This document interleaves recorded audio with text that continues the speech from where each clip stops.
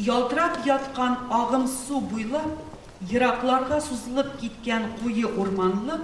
Иртәнге сәгать 10 КФУның филология һәм мәдәният ара багланышлар институтының зур актлар залы шыгрым тулы. Студент, укытучылар, галим, эшмәкәр, җырчылар, 200-гә якын кеше. Барысы да татар теленнән белемнәрен тикшерер өчен шушы урынны сайлаган. Соңгы тапкыр диктантны мәктәптә укыганда язган идем. Бүген менә беренче тапкыр татарча диктантта катнаштык. Әйтерсең лә балачакка ләккәндәй булдым, яңадан укучы булгандай, әзрәк дулкынландырды да. Бу шара бик ошады. Милләтне тагыда татар теленә җәлеп иттерергә, татар телен онытмаска балалардан, яшь бала, бәләкәй балалардан да киләләр монда, олы кешеләр дә килә. Шулай итеп, милләтебез югалмасын өчен, татар телебез югалмасын өчен бик әһәмиятле бу татарча диктант. Без аңа сөенеп киләбез. Башка диктантлар белән аерма чагыштырмача, күп кеше кыенсына, курка, бәлки икеле билгесе алырмын дип.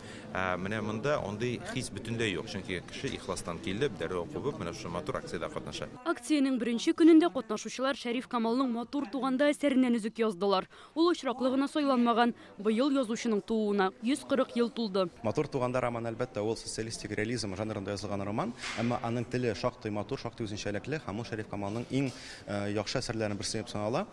Шунысы кызыклы, әлеге роман ул 4 өлештән торган зур эпопеяның беренче кисәге буларак күзалланган. Бүген диктантның беренче көне иде, аны шимбә һәм якшәмбе дә язып булачак. Россия төбәкләрендә яшәүчеләр өчен Гомәр Бәшировның туган ягым яшел бишек сайланган. Чит илләрдәге милләттәшләр Мирсә Әмирнең Ак Идел әсәреннән үзектә сынала.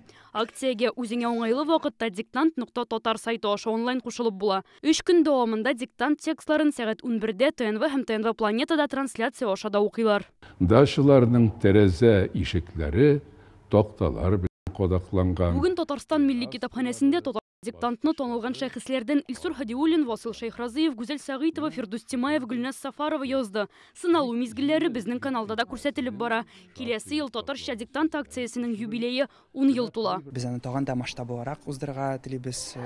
Шуңа бекендә безнең бар идея Россия рекордлары китабына керергә, без аны хәзер улыбыз, өйрәнәбез, ничек моны эшләргә. Быел Татарстанда язу нукталарының соны 2000 ярымга җиткән. Дөнья буйлап акциягә 1 миллионнан артык кеше кушылачак. Туган телебезне менә без бүгенге көндә өйрәнү мәсьәләсен төрле ясылыкта куябыз. Кызыксындыру мәсьәләсе бар. Бу бит кызыксындыру чарасы буларак та оештырыла. Телебезнең яшәтү, битараф булмау һәм гомумән халкыбызны берләштерү өчен аерым бер форсат нигез булып тора. Диктантны менә шушы махсус бланкта яздылар. Монда исем һәм фамилияны, шулай ук кайсы төбәктә яшәүеңне күрсәтергә кирәк иде. Соңрак диктант татар сайтына менә шушы мәгълүматны урнаштырып, билгене белеп була. Нәтиҗәләр бер айдан игълан ителәчәк.